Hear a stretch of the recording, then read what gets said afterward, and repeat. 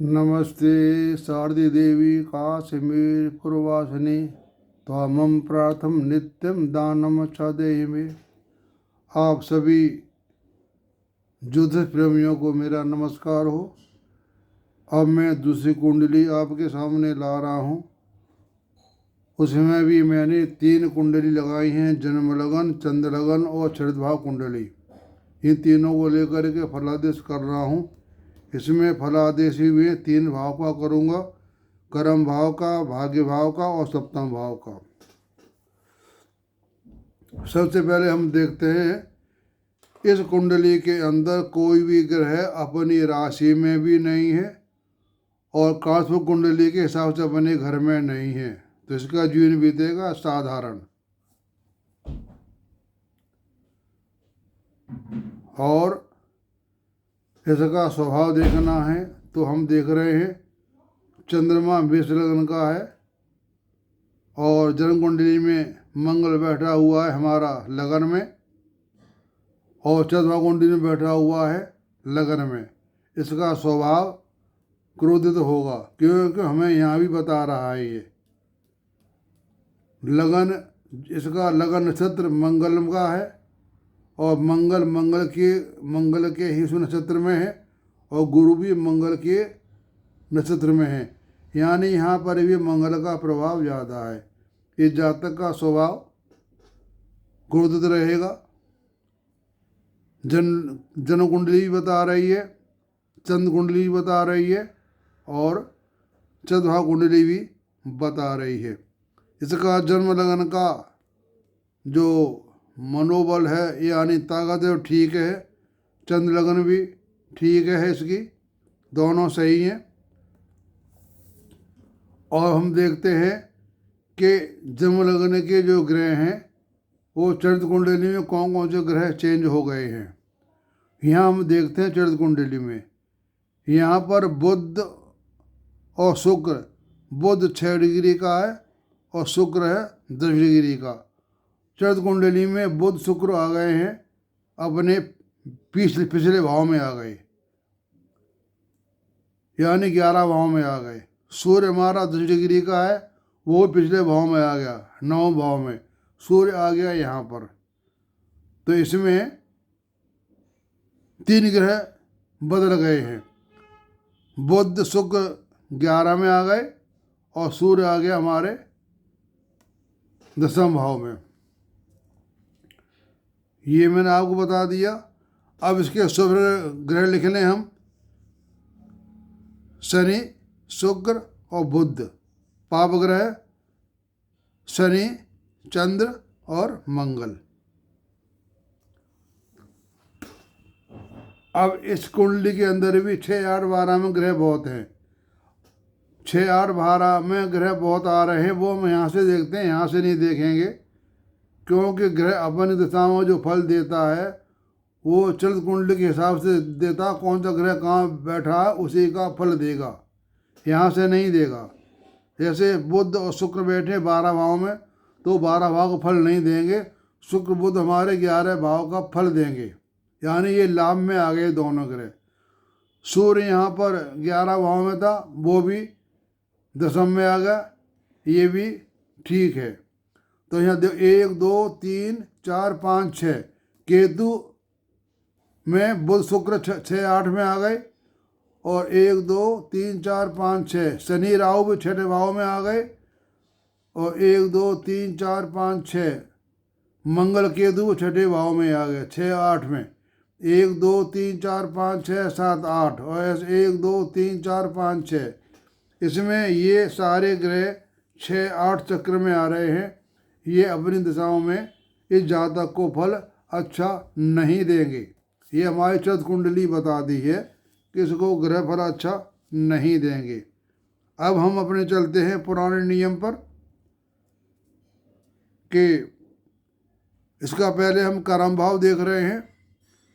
कर्म भाव में ये यहाँ पर क्रॉस मारा हुआ है, यहाँ ना कोई ग्रह बैठा हुआ है और ना कोई दृष्टि है, यहाँ हमने 0 दे दिया। भावेश बुध है, बुध इसको नहीं देख रहा, यहाँ भी 0 लगा दिया। कारक भी बुध है यहाँ का, 10वें भाव व्यापार का कारक बुध होता है, वो 0 हो गया। सुख देखा हमने चौथे भाव से, चौथे भाव में मंगल बैठा हुआ है जो कि अष्टमें से, यहाँ भी 0 करा दिया। इसके कर्म भाव में कुछ भी नहीं, नील है। ये प्रारब्ध अपने कर्म लेके नहीं आया जो कि इस जन्म में उसका लाभ उठा सके। अब देते हैं भाग्य इसका भाग्य कैसा है। भाग्य हमारा ये रहा 9 भाव। इसमें भाव जो हमारा है शुक्र का है। शुक्र बैठा हुआ हमारे 11 भाव में, तो ये इसके लिए ठीक है। और यहाँ गुरु की दृष्टि पड़ रही है 1 2 3 4 5, यानी पंचम भाव गुरु की दृष्टि पड़ रही है। ये इसके लिए एक अच्छी बात है। यहाँ हमने टिक मार दिया। भाव शुक्र है, शुक्र की यहाँ कोई दृष्टि नहीं है, यहाँ 0 लगा दिया।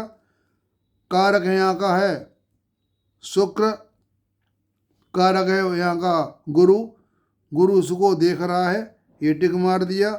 और सुख देखेंगे चौथे भाव से 1 2 3 4, 1 2 3 4, ये 12 भाव में गया हमारा 1 2 3 4। यहाँ पर बुध शुक्र राहु बैठे हैं, लेकिन वो फल नहीं देखें, हम यहाँ से देखेंगे 1 2 3 4, मंगल आ गया। मंगल अष्टमी से है, तो इसका सुख के हिसाब से हम देखेंगे 1 2 3 4, इसको सुख भी नहीं मिलेगा, ये हमने कर दिया 0। तो ये हो गया 50%। सुख इसका हो गया 50%। अब चलते हैं हम सप्तम भाव पर। सप्तम भाव का हमने भाव लिया। शनि बैठा हुआ है, शनि बैठा हुआ है भाव में, यानी इस घर में उजाला है। जहाँ क्रॉस मारा हुआ है उस घर में, मतलब ये घर अंधेरे के हैं, ना कोई ग्रह बैठा हुआ है और ना ही ग्रह को यहाँ देख रहा है।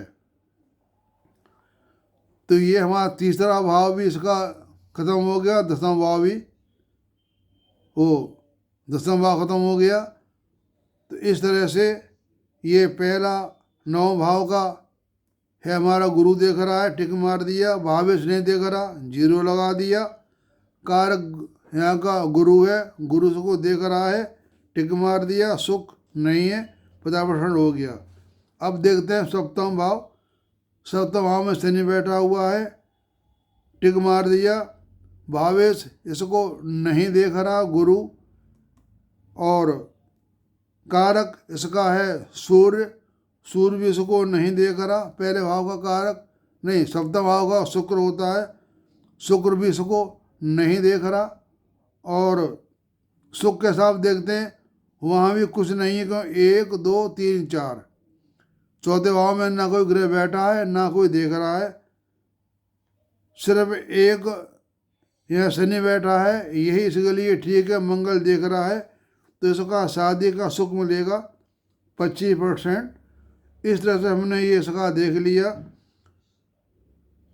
कर्म भाव नील है, भाग्य भाव 50% है, सप्तम भाव 25% है।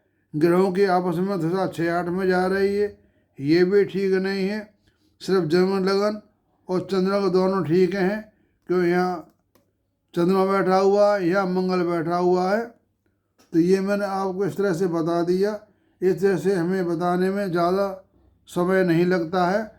चरत भाव कुंडली जो होती है मेन, वो इसलिए हम बनाते हैं कि ग्रह की जो दशाएँ आती हैं वो फल कहाँ का देगा, वो हमें जन्म कुंडली से पता नहीं पड़ेगा, वो हमें फल पता पड़ेगा चरत कुंडली से। हमारे गुरुजनों ने बताया था कि आपने ये देखना है कि कोई भी ग्रह की दशा चल रही है, वो फल कहाँ का देगा। तो उसके लिए हम चरत कुंडली बनाते हैं। जब भी इसकी दशा कोई भी आए तो फल वो इसके हिसाब से देगा। सूर्य फल देगा यहाँ का और यहाँ का। बैठा दसम भाव में, चौथे भाव का भी देगा। शनि बैठा है हमारे सप्तम में, तो 1 2 3 भाग्य का देगा, 4 5 6 7 लगन का देगा, 8 9 10 और सुख का देगा शनि। ऐसे हमारे ये हैं शुक्र बुध, तो 1 2 3 4 5 6 7 जो शुक्र बुध का दशाएं आएंगी तो पंचम भाव का फल देगा। संतान के प्रति कह लो या आपस में प्रेम के प्रति कह लो, ये इसके लिए अच्छा है। राहु और केतु ये खराब भाव में बैठे हुए हैं। खराब भाव में जब राहु केतु बैठे होते हैं तो ये खुद ही खराब होते हैं, तो ये खराब को खराब नहीं कर सकते। ये हो गए न्यूट्रल, न केतु कुछ करेगा न राहु करेगा। केतु राहु से केतु खराब होता है। राहु तो आदमी को भ्रमित करता है, लेकिन केतु होता है वो एकदम काम को खत्म करता है।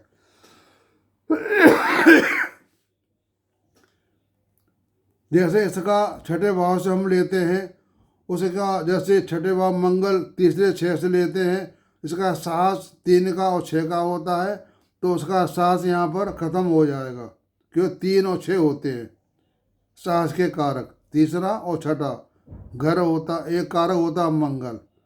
राहु जो होता है वो शनि से संबंधित होता है। 1 2 3 4 5 6 7 देखो, इस तरह से ये हमारे ग्रह दशाओं में फल देते हैं। आपको मेरी वीडियो अच्छी लगी हो, कुछ आपको समझ में आ रहा हो, तो मुझे आप कुछ राय दे सकते हैं।